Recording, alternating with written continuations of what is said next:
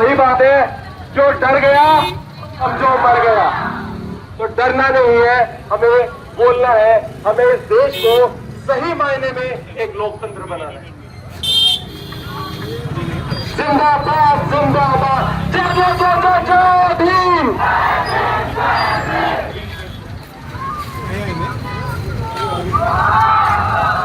మనకి మద్దతిస్తూ హర్షమందర్ సార్ గారు వచ్చిండ్రు. ఆయన ఇప్పుడు కొద్ది మాటలు చెప్తారు. और दूसरा उन्होंने कहा कि क्योंकि गांधी जी कहते थे कि ईश्वर और अल्लाह एक ही है, कोई फर्क नहीं है अलग अलग मजहबों के बीच में।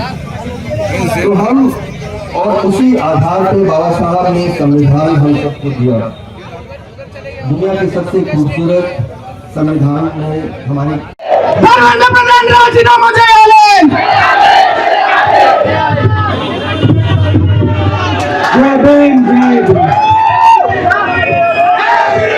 ओके, एक बार जोरदार तालियों से सोनम सर का स्वागत। ओके, नमस्कारालू हैदराबाद, नमस्कारालू कॉकरोच, झूले झूले हैदराबाद ने मुझे फूल दिए और मैं लद्दाख से आप लोगों के लिए लाया हूं खतक। सबका अभिनंदन, सबका धन्यवाद, सबका धन्यवाद। पहले थोड़ा शांति के लिए हम एक नारा देंगे, भारत माता की, भारत माता की, भारत माता की। बहुत बहुत धन्यवाद, बहुत बहुत धन्यवाद। अभी आप लोगों ने दो चीजें कही जो मुझे अच्छा नहीं लगा, जो मुझे लद्दाख में जब पर्यावरण और संस्कृति की रक्षा के लिए और राज्य के दर्जे के लिए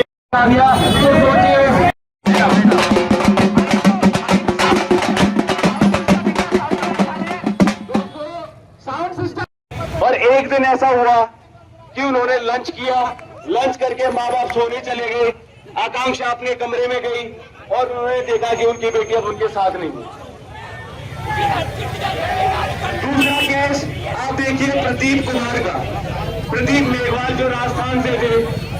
अगेन उनकी फैमिली भी बहुत ही गरीब थी, करीबन 11 लाख उनके ऊपर कर्जा। और इतना कर्जा, पहली बार तो कर्जा लेने की जरूरत ही क्यों होनी चाहिए? क्यों ऐसा नहीं है कि हर एक स्कूल, हर एक कॉलेज वो कमाल का हो? अभी ऐसा होता है कि कुछ IITs है और हमें फोर्स किया जाता है कि हम आपस में लड़े, जिसे कहा जाता है कंपटीशन, कि हम आपस में लड़े कुछ चीज को पाने के लिए। हम कभी ये पूछते ही नहीं कि हर एक इंस्टीट्यूट IT की जैसा क्यों नहीं हो सकता, हर एक कॉलेज कमाल का कॉलेज क्यों नहीं हो सकता? तो प्रदीप मेघवाल, उनके पिताजी ने कर्जा लिया, कर्जा इसलिए लिया कि कोई बात नहीं, ये मेरे इन्वेस्टमेंट है, मेरा बेटा डॉक्टर बनेगा। और प्रदीप पढ़ता रहता था।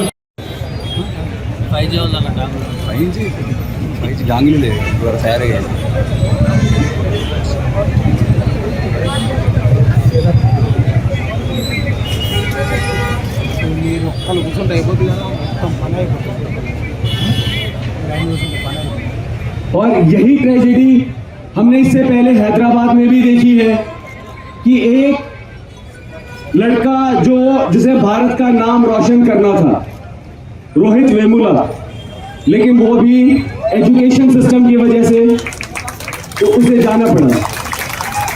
वे साइंटिफिक पेपर लिखना चाहता था कार्ल सागन की तरह, वे तारों की खोज करना चाहता था, लेकिन अंत में वो लिख पाया एक सुसाइड नोट। ये उन्होंने खुद अपने सुसाइड नोट में लिखा है। करती है, हमें इंसान नहीं दिखता, हमें केवल एक नंबर दिखती है कि इतने लोग मारे गए। लेकिन वे जो लोग थे, वे जीते जागते लोग थे, उनके कुछ पैशन थे, कुछ सपने थे, कुछ ख्वाब थे। जैसे कि इस केस में अब CBSE के केस में देखिए कि सरकार की तरफ से कितनी बड़ी लापरवाही है। वो जो लड़की है, उसका एक छोटा भाई था और उसके पिताजी ने अपने किसान क्रेडिट कार्ड से 3 लाख रुपए का लोन लिया। अब अपने रिश्तेदारों से उधार लिया था। जानते हैं क्यों? क्योंकि उन्हें ये था कि मेरी बेटी पढ़ जाएगी। ర్యాలీ తీశారు కదా చాలా బాగుంది తెలంగాణ గురించి వాడేవాడు పవన్ కళ్యాణ్ గారు తెలంగాణ दो चीजें कही जो मुझे अच्छा नहीं लगा,